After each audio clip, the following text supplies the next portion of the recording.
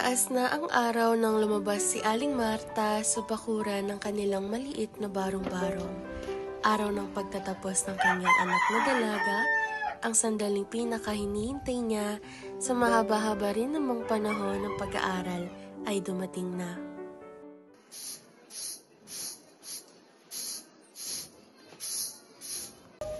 Sa wakas, hindi na ako makapaghintay na makita ang aking dalaga.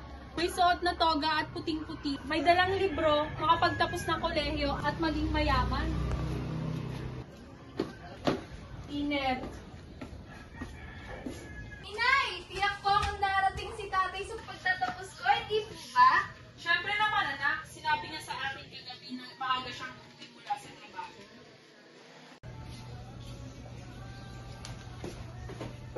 Marta, alis ka na ba? Ingat ka sa palengke ha. Bumili ka ng espesyal na ulam ngayon ha. Dahil malagang araw na to para sa ating anak.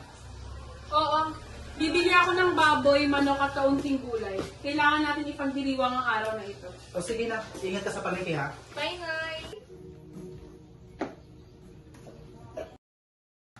Mamimili si Aling Marta. Bitbit ang sisidlan para sa kanyang mga bibilhin patungo sa pamilihang bayan ng Tondo. Habang daan, iniisip niya ang espesyal na pananghalian na ihahanda para sa pamilya.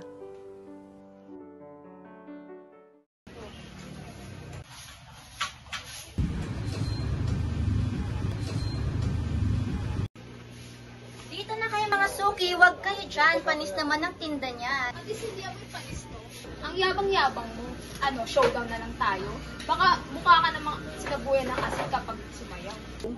Tara, baka nga mamaya wala ka ng customer pag sumayaw ka eh.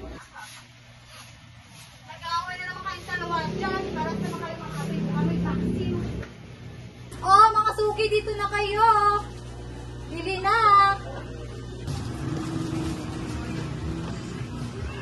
Magkano ba itong gulay mo? Wala bang libreng magic syrup dyan? Away naman ang away itong dalawa. Hindi niyo akong gayahin kahit matanda na may asin pa rin. Oo nga, Aling Marta, mukha ka naman talagang maasin. May asin pa ng sasaw. Pero sa amin, mukha ka pa rin naman maasin. Hoy, makaalis na ka. Nang dumating siya sa paggit ng pasilyo at umakmang hakbang na papasok, ay siyang paglabas ng humahangot ng isang batang lalaki.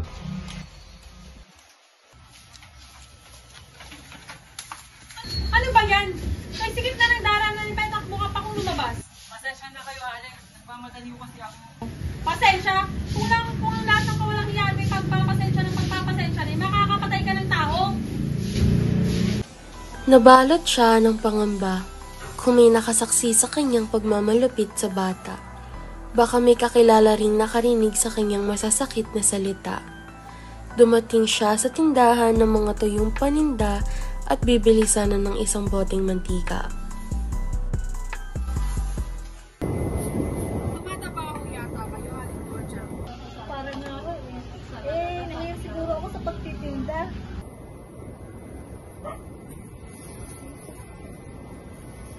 Bakit po? Wala ko ang aking pitaka. Magkano naman nun? Sandaan at 10 piso eh. Sa loob ng palengke, kung saan naroon ng ilang maliliit na tindahan at mangilang-ilang mamimili. Di kalayuan na tanaw niya ang kanyang hinahanap. Kita rin kita? Ikaw ang dumukot ng kalupi ko, ano? Hindi ko ako kuha niyo kalupi. Anong wala? Ikaw ang dumukot ng kalupi ko at wala nang iba. Kunwari pa'y binangga mo ko, alam ko na yung mga estilo niyong bulok. Halin niyo na lang sa pulis yan. Halika, at dadalhin kita sa bulok. Hindi ko ako gagawin. Naku, wag po. Wala pa akong kinuha ng kalupi. May nasigaw para punta natin yun. Wag po. Hoy, ano nangyari dyan? Sigurado ako na siya ang kumuha ng kalupi ko. Dahil sa pagkabangga niya sa akin, naramdaman ko ang kanyang kamay sa aking bulsa. Hindi ko lamang naano dahil ako'y nagmamadali. Itikak ho ba ninyo talaga siyang dumukot ng inyong pitaka? Siya ho at wala nang iba. Saan mo din nila dinukot mo sa aling ito? Sabi ka ng totoo kung hindi ay dadalhin kita.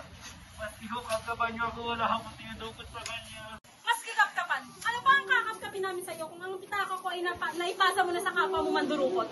Mabuti ho yata ay dalhin na natin siya sa istasyon. Hindi natin ito karakara madadala ng walang ebidensya. Kahit pa paano, kailangan natin katibayang may harap na siya talagang dumukot ng pitaka nyo. E paano kung hindi siya? Eh ano pang ebidensya ang hinahanap mo? Sinabi ko na nga binangga niya ako ng pasadya na naramdaman ko ang kanyang kami sa aking bulsa. Ano pa? Ayan, sige, kapkapan niyo yan. Pangalan mo? Andres Reyes. Saan nakatira? Wala po kaming tirahan. Nakikitira lang po ako sa akin siya. Minsan din po na nakikitira ko na nag-ilola ko sa Quiapo. Inutusan na po ako ng kapatid ng aking nanay bumili ng pangtanghalian. Dito kayo mag-ama nakatira ngayon sa Tundo? Oo. Ang mabuti ho yata ay dalhin na natin yan sa istasyon.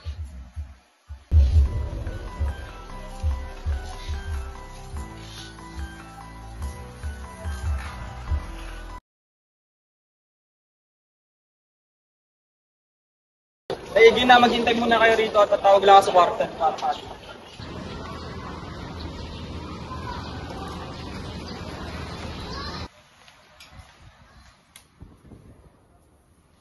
Tinamaan kong lintik na bata ka.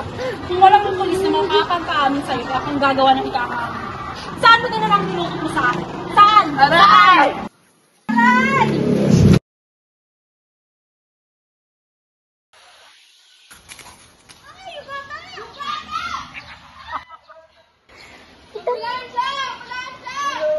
Tumawag naman ako ng ambulansya.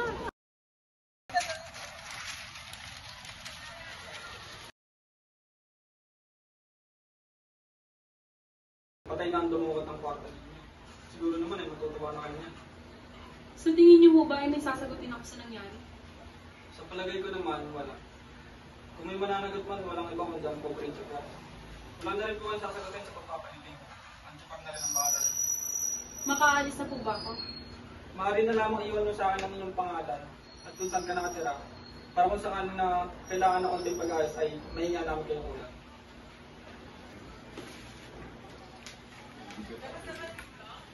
Hindi pa na nagutanong ba ako sa bata? Pero, bakit po ako hindi nakatulog sa inyo sa bata? Ikaw ang nakabunod sa bata. Kahit may nakakita ng pangyayari, ikaw pa rin ang nakakasulente. Bakit ako yun? Di ba pwede siya yung sumagot ng bayan sa bata? Kasalanan mo kasi ikaw ang nakabunod sa bata. Sige po, sasagutin ko na lang lahat ng bayari. Huwag niyo lang po ako tutulong.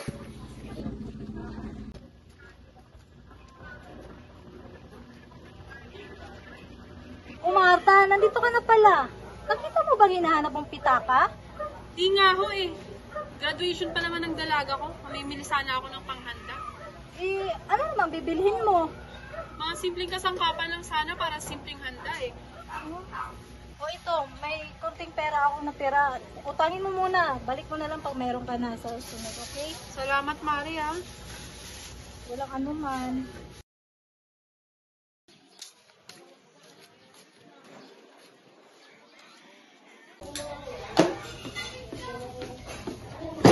Saan ka kumuha ng ipinapili? Saan pa? Eh di sa akin kita ka. Ngunit Marta, ang pitaka mo na iwan mo kanina. Kaya na bago ako umalis, kinuha ko ito at sa yung bulsang bistila nakasabit. At kumuha ko ng pabili ng tabako. Saan ka kumuha ng pabili niyan? Biglang sumagi sa isipan ni Aling Marta ang larawan ng batang payat, duguan at natatakpan ng dyaryo, kasabay ng gumagaralgal nitong tinig. Saglit siyang natigilan sa hagdan, nahilo, at parang umiikot ang paligid. Bago siya nawalan ng ulirat, narinig niya ang papanaog na yabag ng kanyang asawa at anak at ang lumalabong tanong, bakit kaya? Bakit kaya?